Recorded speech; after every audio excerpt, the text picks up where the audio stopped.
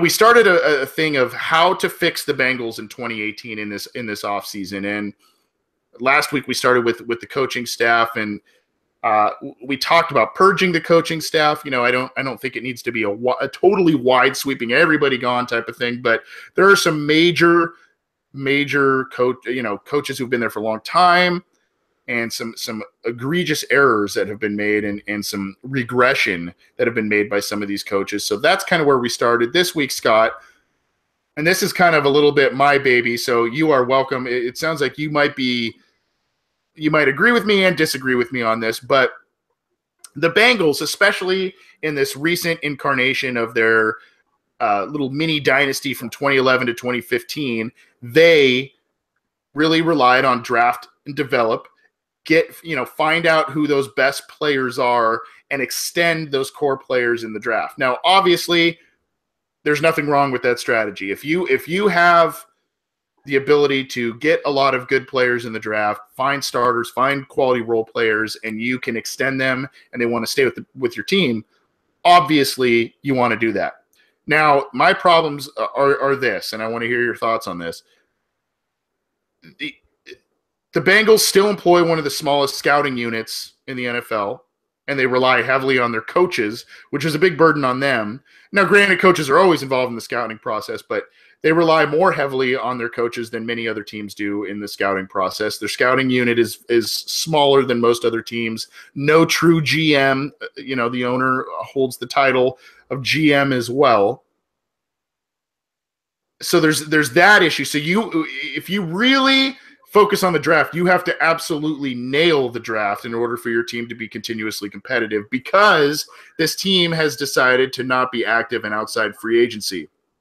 You look at this season, they focused inward. They re-signed Brandon LaFell. They re-signed Randy Bullock.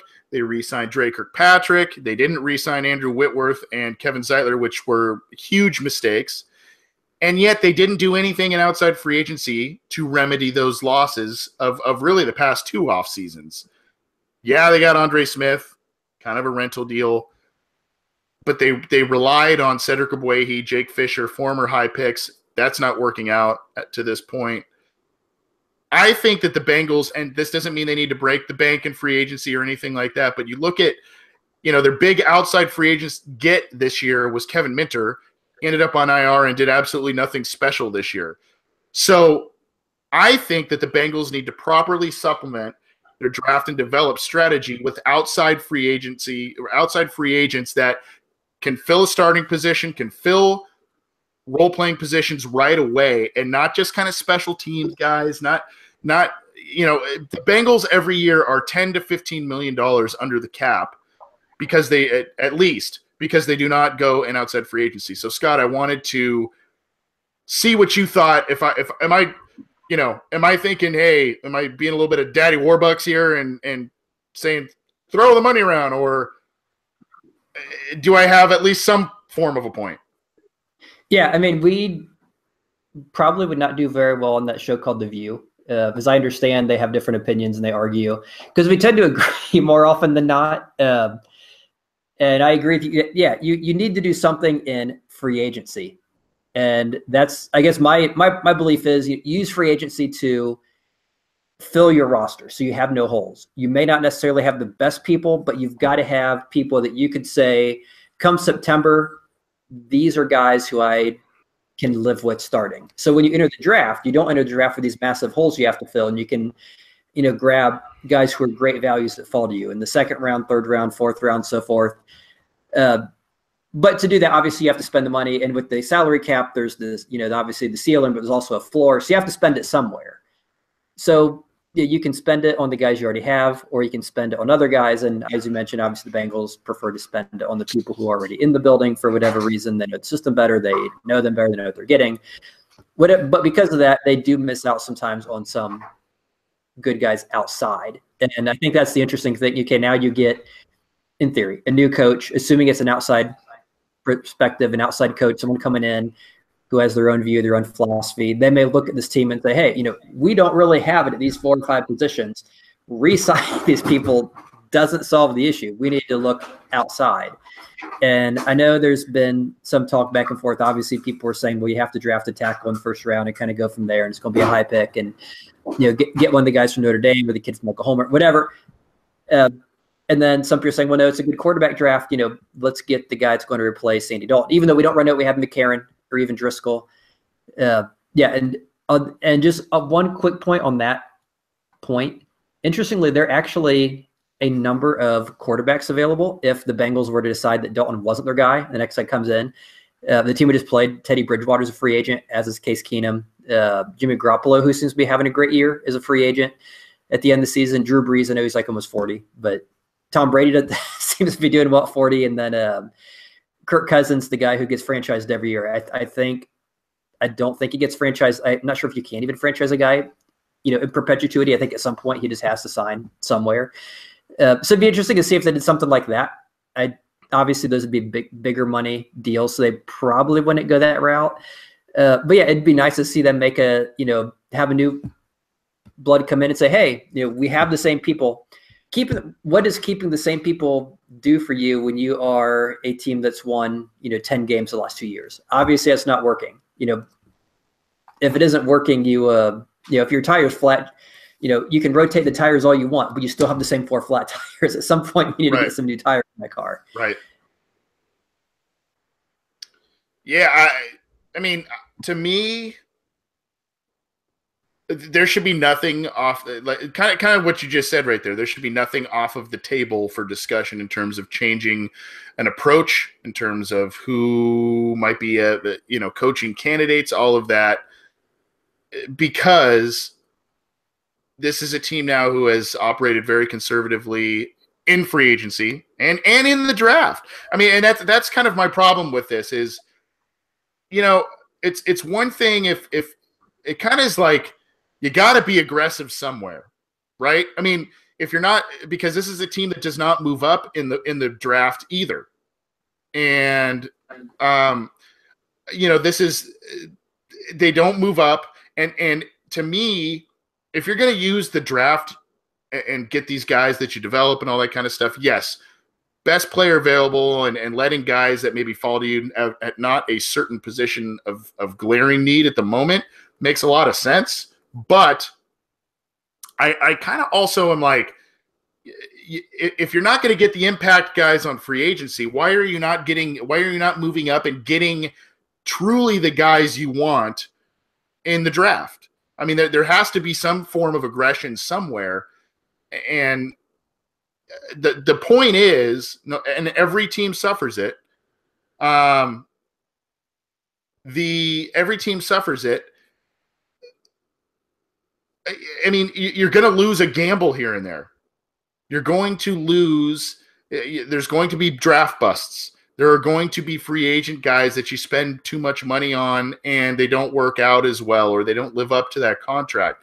But the point is, this really isn't either way. The Bengals aren't really doing things that many other teams do to give their roster the most influx of talent as possible. Now, I think the Bengals, even though Joe Mixon hasn't had the eye-popping stats this year and whatnot, I don't think – I think it was a good move for them to move back, get another pick, and that sort of thing. If they had moved up for a guy with that kind of baggage, obviously that would be a big PR nightmare. But, to move back, get another pick, especially after a year where they struggled, and, you kind of bolster the roster elsewhere, I think that was a good move. But there are times when you can, you compile all these picks, and this draft class was a prime example of it, where they let go. They initially cut Brandon Wilson, they cut Jake Elliott, their tight end Mason Schreck they got in the 7th round, hurt and on IR. So to me, if you're going to kind of hoard these picks, you may want to use some of those to move up and get impact players, get a specific player you want, and get more talented players that can help you right away rather than some of these other guys. Now, if you want to hoard the picks, great, but at some point, you got to do something in free agency. Now I get there's a weird dichotomy with losing free agents nets you more compensatory picks and that whole thing. You can trade compensatory picks now. That started this last draft. So my thing is, I don't necessarily need to see them spend a ton of money on free agency and go, wheeling and dealing come draft time.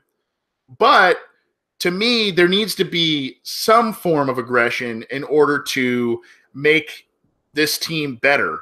And,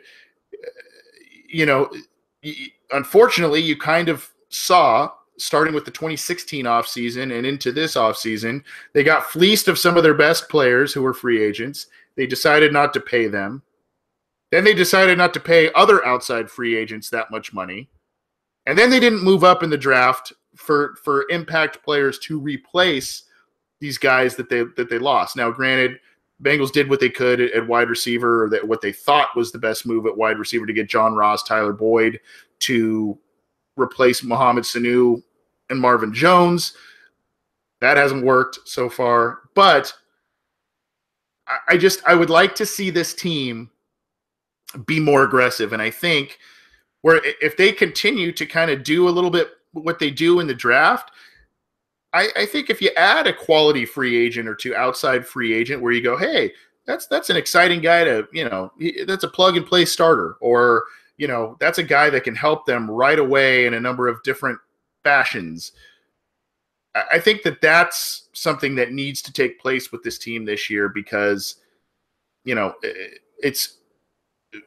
it's been a few years now where they haven't done much in free agency, and it's really hurt them, I think. I think, I'm kind of looking at some comments here. It's, there is some aggression with this team from the fan base. Bill Williams, I like that one. Michael Myers talking about Joe Mixon. Mixon will be amazing if we fix the line. Yeah, I mean, I get that. And I agree. I mean, he's a guy that creates a lot of stuff on his own. And then the offensive line was something for me where that should have been that should always be priority one. I mean, I think any team you want to build, quarterback, offensive line, and getting to the passer is always the premium. And the Bengals have, unfortunately, kind of built outside in. I mean, AJ Green, first round pick, a wide receiver. Tyler Boyd, second round pick, a wide receiver. John Ross, number 9 pick, a wide receiver. The list kind of goes on. And AJ Green, obviously on track for a Hall of Fame career. They have had some first round picks in the offensive line and all of that, but it just seems that Mike Brown seems to get a little bit more enamored with the skill positions, the outside positions, than other teams do. And unfortunately, there's kind of a little bit more flash than substance. And you've seen that the past 2 seasons with this team, who, as Scott said, had 11 wins and 1 tie in almost 2 entire seasons. Not good. This is the Orange and Black Insider Bengals podcast. We're going to move on to some listener questions here. Before we do, again, you can get this program on cincyjungle.com, on iTunes, on SoundCloud, on YouTube. You can get in touch with the program on Twitter at BengalsOBI and the OBInsider@gmail.com, and join us live every episode on YouTube and on Cincy Jungle. We appreciate all of your support and all of the questions that you have sent us.